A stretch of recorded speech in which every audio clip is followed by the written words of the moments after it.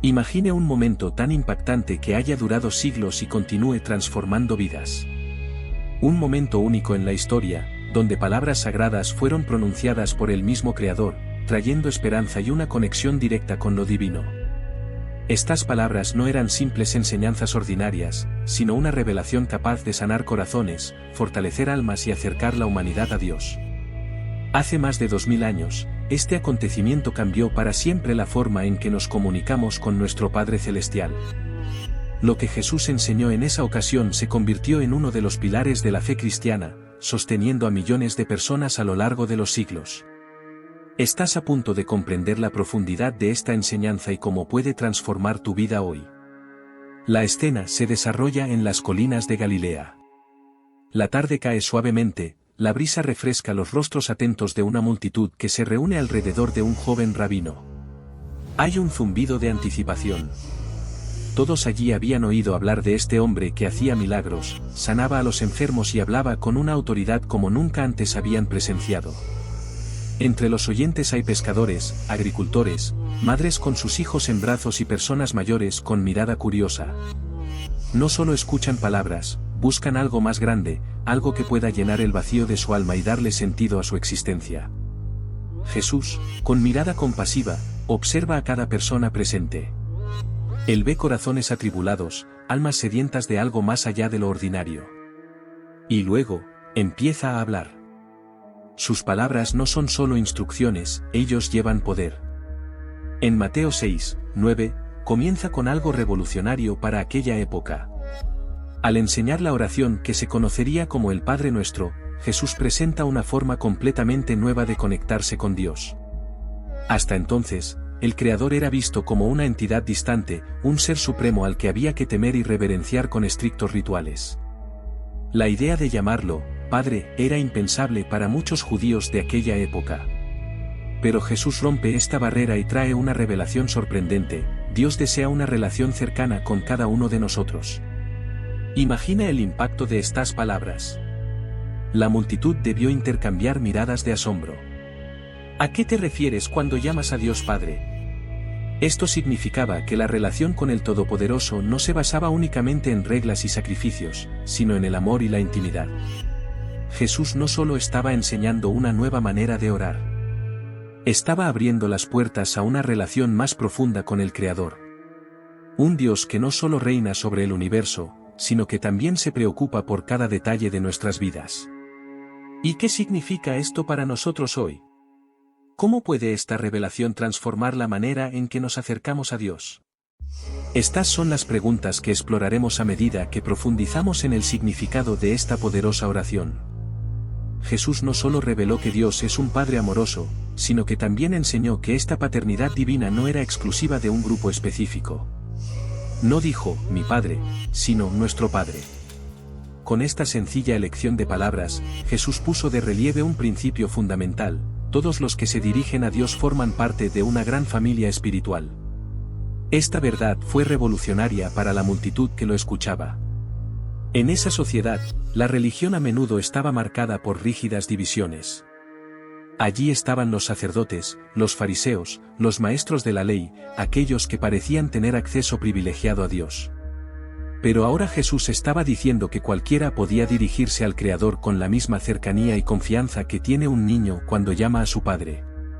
Esto significaba que ante Dios no existían privilegios basados en el estatus, la riqueza o el conocimiento religioso. Todos fueron igualmente invitados a acercarse a Él. El campesino que trabajaba bajo un sol abrasador, la viuda que luchaba por mantener a sus hijos, el recaudador de impuestos que era despreciado por la sociedad, todos tenían el mismo derecho a llamar a Dios Padre. Pero esta verdad también traía consigo una responsabilidad.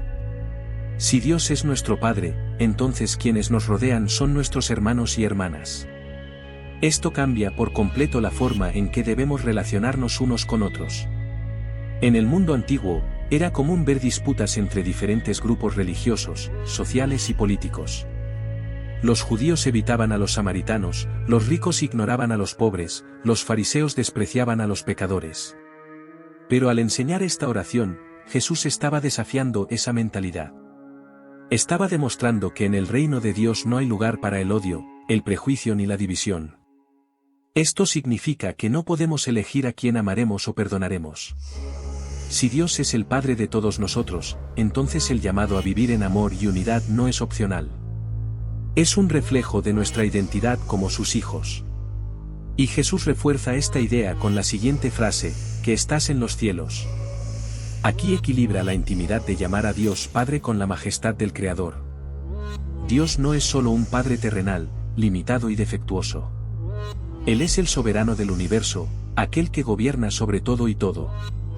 Esta verdad nos trae confianza y seguridad.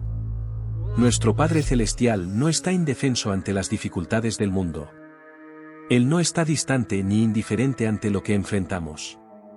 Al contrario, Él tiene autoridad absoluta sobre todas las cosas y desea actuar a favor de sus hijos. Pero esta frase también nos recuerda que nuestro Padre no está moldeado por estándares humanos. No actúa por impulsos, no tiene debilidades, no comete errores. Su amor es perfecto, su justicia es inquebrantable y sus planes son más grandes de lo que podemos comprender. Cuando oramos, Padre nuestro que estás en los cielos, reconocemos tanto la cercanía como la soberanía de Dios. Declaramos que Él es un Padre amoroso, pero también un Rey poderoso. Y esto nos invita a confiar plenamente en Él, sabiendo que Él cuida de nosotros y gobierna todas las cosas con sabiduría y justicia. Después de enseñar a la multitud a llamar a Dios, Padre nuestro que estás en los cielos, Jesús continúa con una frase que conlleva un profundo significado: santificado sea tu nombre. Estas palabras pueden parecer simples a primera vista, pero llevan consigo un poderoso llamado para aquellos que desean seguir a Dios. En la cultura judía, el nombre de Dios era considerado sagrado. No se podía decir a la ligera, pues representaba la esencia del Creador mismo. El pueblo de Israel conocía la importancia de este nombre y lo reverenciaba con temor y respeto. Pero Jesús no solo habla de reverencia externa, sino de algo mucho más grande: vivir de tal manera que el nombre de Dios sea verdaderamente honrado. Santificar el nombre de Dios significa reconocer su santidad y reflejar su carácter en el mundo. No son solo palabras o rituales, sino un compromiso de vivir según los principios del Padre Celestial. Cuando decimos, santificado sea tu nombre, estamos expresando nuestro deseo de que Dios sea glorificado a través de nuestras vidas. Imagínense a un pescador de Galilea escuchando estas palabras. Quizás pensó que santificar el nombre de Dios era algo restringido a los sacerdotes en el templo, algo muy alejado de su realidad diaria. Pero Jesús estaba diciendo que cada persona, en cualquier lugar, tenía el privilegio y la responsabilidad de dar a conocer a Dios a través de sus acciones. Esto nos lleva a una pregunta esencial: ¿cómo podemos santificar el nombre de Dios en nuestra vida diaria? La respuesta está en la forma en que actuamos. Cuando mostramos amor a los demás, somos un reflejo de la bondad divina. Cuando elegimos la verdad sobre las mentiras, demostramos que seguimos a un Dios justo. Cuando perdonamos, cuando servimos, cuando actuamos con integridad, estamos glorificando su nombre. Por otro lado, cuando quienes dicen seguir a Dios viven de manera hipócrita, deshonesta o egoísta, terminan deshonrando el nombre del Padre. En Ezequiel 36, 23, Dios dice: santificaré mi gran nombre, profanado entre las naciones, el nombre que vosotros habéis profanado entre ellas. Y las naciones sabrán que yo soy el Señor. Esto demuestra que nuestras acciones pueden honrar o empañar la imagen de Dios ante el mundo. Jesús estaba enseñando a sus oyentes a vivir de tal manera que el nombre de Dios fuera exaltado. No solo dentro de las sinagogas, sino en todos los ámbitos de la vida, en el trabajo, en la familia, en las relaciones con los demás. La santidad de Dios debe reflejarse en cada actitud, en cada elección, en cada palabra. Cuando oramos, santificado sea tu nombre, nos comprometemos a vivir de tal manera que Dios sea glorificado a través de nosotros. Decimos que queremos ser instrumentos de su luz en un mundo lleno de oscuridad. Esta oración no es solo una petición sino un compromiso. Al decirlo, declaramos que deseamos vivir de tal manera que Dios sea conocido y honrado por quienes nos rodean. Después de enseñar sobre la santidad del nombre de Dios, Jesús continúa la oración con una poderosa declaración: venga tu reino. Hágase tu voluntad, así en la tierra como en el cielo. Estas palabras no son solo una petición, sino una entrega total al plan divino. reflejan un profundo deseo de que la voluntad de Dios prevalezca sobre todo, transformando la realidad del mundo. Para entender el peso de esta afirmación, necesitamos mirar el contexto en el que Jesús la enseñó. El pueblo judío vivía bajo la opresión del Imperio Romano. Muchos esperaban ansiosamente la llegada del Mesías, con la esperanza de que establecería un reino terrenal, liberando a Israel de la dominación extranjera. Pero Jesús vino a presentar un reino mucho más grande y diferente de lo que imaginaban. Cuando habla del reino de Dios, no se refiere a una estructura política o militar, sino a un reino espiritual que transforma corazones y mentes. En Lucas 17, 20-21, Jesús declara: el reino de Dios no vendrá con advertencia, ni nadie dirá, aquí está, o, allí está, porque el reino de Dios está entre vosotros. Esto significa que el reino comienza dentro de cada persona que se somete a la voluntad de Dios. Pero, ¿qué significa, en práctica, desear el reino de Dios? Venir. Significa querer que la justicia, el amor y la verdad de Dios gobiernen nuestras vidas. Se trata de desear que el modo de actuar de Dios se manifieste en todos los ámbitos de la existencia, tanto en el corazón de cada individuo como en toda la sociedad. Jesús nos enseña que no debemos simplemente esperar pasivamente la manifestación del reino, sino trabajar activamente para que éste sea visible en nuestras acciones. Esto sucede cuando practicamos el perdón, cuando buscamos la verdad, cuando elegimos amar en lugar de odiar, cuando promovemos la paz en lugar de la división. Y eso nos lleva a la segunda parte de esa frase: hágase tu voluntad, así en la tierra como en el cielo. En el cielo, la voluntad de Dios se obedece perfecta y absolutamente. No hay pecado, sufrimiento ni rebelión. Todo está en completa armonía con su plan. Cuando oramos para que la voluntad de Dios se haga en la tierra como en el cielo, estamos declarando que queremos que ese mismo orden celestial se manifieste aquí. Pero decir eso requiere un compromiso real. Muchas veces queremos que se haga la voluntad de Dios, siempre y cuando esté alineada con nuestros deseos y planes personales. Sin embargo, esta oración nos desafía a rendirnos completamente al propósito de Dios, incluso cuando no entendemos los detalles de lo que Él está haciendo. Jesús demostró esta entrega en su propia vida. En el huerto de Getsemaní, poco antes de su crucifixión, oró: Padre mío, si es posible, pase de mí esta copa, pero no sea como yo quiero, sino como tú. Mateo 26, 39, este es el mayor ejemplo de sumisión a la voluntad del Padre. Cuando decimos, hágase tu voluntad, nos ponemos en las manos de Dios y reconocemos que su plan es mejor que todo lo que podamos imaginar. Estamos renunciando al control y permitiéndole que guíe nuestras decisiones, nuestros sueños y nuestro futuro. Esta parte de la oración nos desafía a vivir con esta actitud de entrega y confianza. Se trata de buscar la voluntad de Dios no solo en los grandes acontecimientos de la vida, sino también en las pequeñas decisiones de la vida cotidiana. Cuando hacemos esto, nos convertimos en agentes del reino de Dios aquí en la tierra. Después de enseñar sobre el reino y la voluntad de Dios, Jesús dirige la oración a algo esencial para la vida humana: el pan nuestro de cada día, dánoslo hoy. Con esta frase, nos recuerda que dependemos completamente de Dios para suplir nuestras necesidades diarias. En aquella época, la mayoría de la gente vivía en una realidad en la que el sustento era incierto. No había supermercados ni grandes tiendas de alimentos. A los trabajadores se les pagaba por día y muchos dependían de la cosecha o de la pesca para obtener alimentos.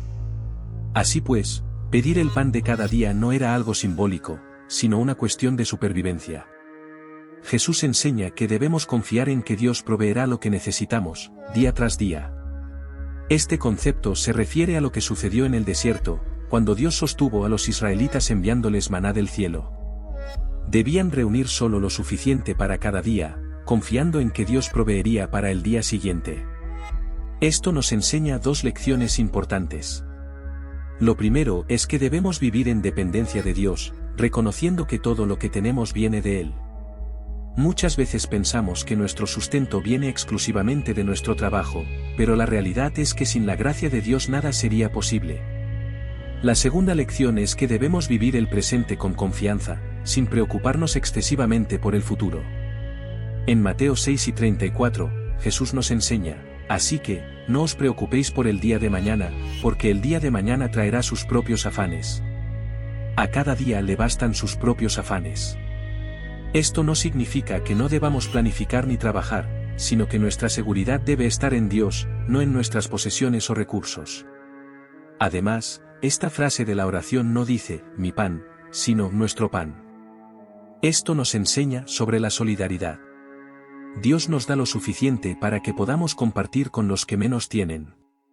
El propósito de la provisión divina no es solo bendecirnos individualmente, sino también hacernos canales de bendición para otros.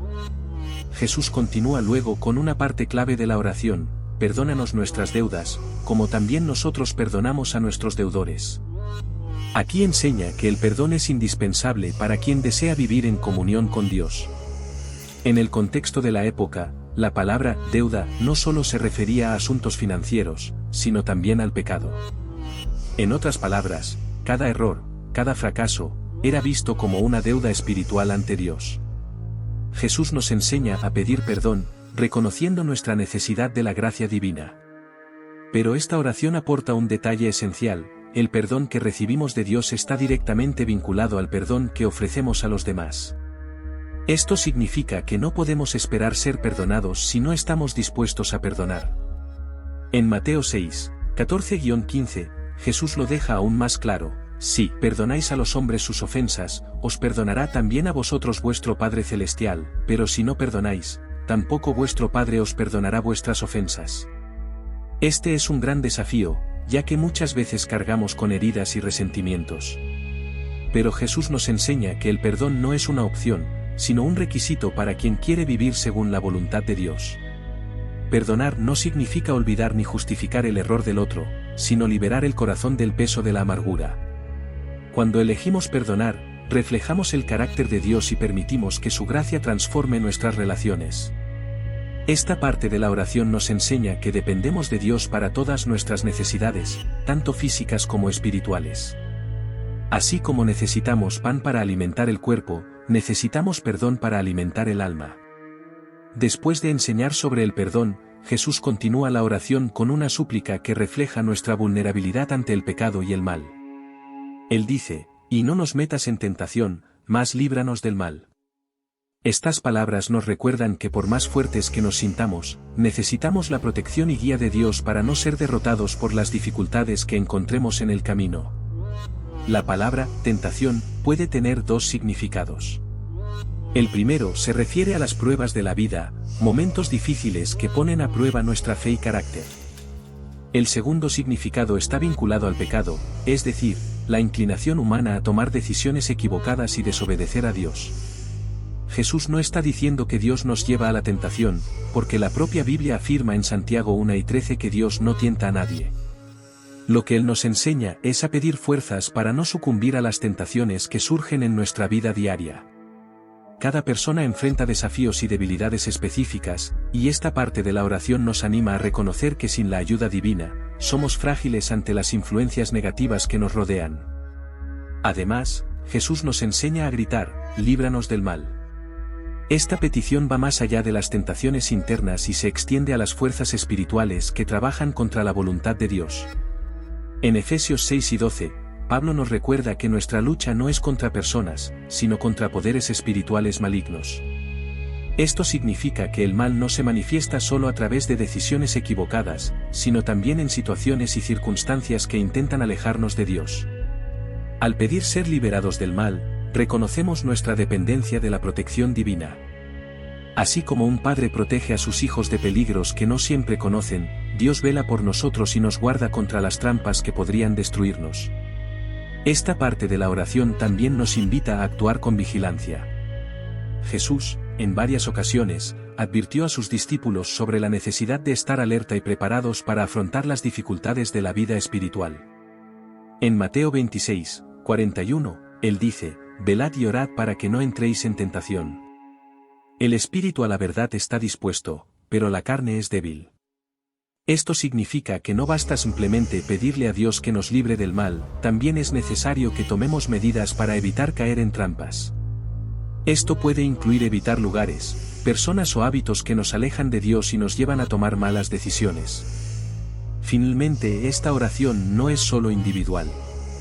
Cuando decimos líbranos del mal, también estamos intercediendo por quienes nos rodean.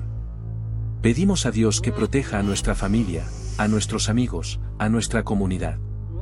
Esta petición refleja un corazón que desea no solo su propia salvación, sino el bien de todos.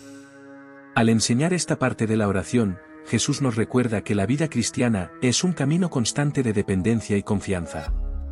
Necesitamos la fuerza de Dios para resistir el pecado y su protección para enfrentar las batallas espirituales.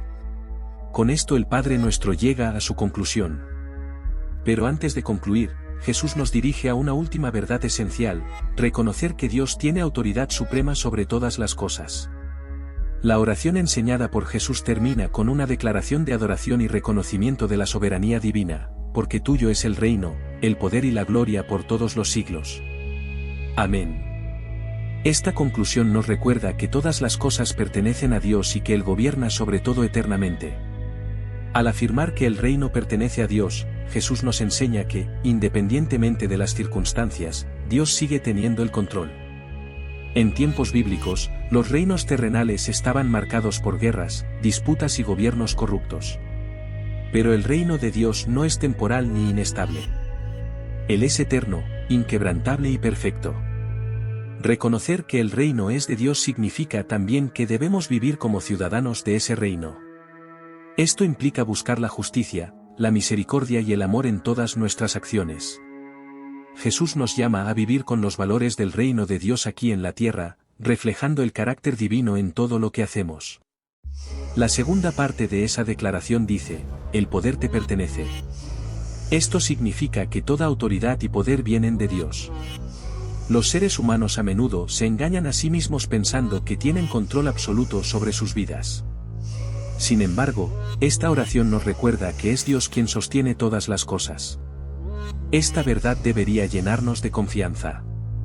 Cuando enfrentamos desafíos, sabemos que no estamos solos. El mismo Dios que creó el universo es quien nos fortalece y nos guía. En Isaías 40, 29 está escrito: Él da esfuerzo al cansado, y multiplica las fuerzas al que no tiene fuerzas. Al reconocer que el poder pertenece a Dios, le entregamos nuestras debilidades y permitimos que su fuerza trabaje dentro de nosotros. Finalmente, Jesús concluye: y la gloria por los siglos. Esto nos enseña que todo lo que hacemos debe ser para glorificar a Dios. La gente a menudo busca reconocimiento y éxito para sí misma. Pero la verdadera satisfacción está en vivir para la gloria de Dios. Esta parte de la oración nos recuerda que la vida cristiana no se trata de nuestros propios intereses, sino de exaltar a Dios en todo. Cuando vivimos de esta manera, experimentamos verdadera alegría y propósito. Y luego la oración termina con amén. Esta palabra no es solo una conclusión formal, sino una declaración de fe. Amén significa así sea. Al decirlo estamos estando de acuerdo con todo lo dicho y reafirmando nuestra confianza en Dios. El Padre Nuestro no es solo un conjunto de bonitas palabras. Es un modelo para relacionarnos con Dios, confiar en su provisión, buscar su reino, vivir en el perdón, resistir el mal y reconocer su soberanía. Hoy, como hace 2000 años, esta oración sigue resonando en los corazones de quienes desean acercarse a Dios. Cuando lo recitamos sinceramente, no solo estamos repitiendo palabras, sino conectándonos con la esencia de lo que significa vivir en comunión con nuestro Padre Celestial. Que esta oración sea más que una práctica religiosa en nuestras vidas, sino una verdad vivida diariamente. Porque de Dios es el reino, y el poder, y la gloria, por todos los siglos. Amén. Si este mensaje tocó tu corazón y te hizo ver el Padre Nuestro de una manera nueva, no olvides dejar un me gusta, porque eso nos ayuda a llevar este mensaje a más personas. Y si aún no estás suscrito, aprovecha para suscribirte al canal y activar la campanita para no perderte ninguno de los próximos vídeos. Aquí siempre traemos reflexiones que fortalecen la fe y nos acercan a Dios. Y ahora, cuéntame en los comentarios, ¿qué parte de esta oración te habló más hoy? Crezcamos espiritualmente juntos y compartamos esta palabra con el mundo. Que Dios te bendiga y nos vemos en el próximo vídeo.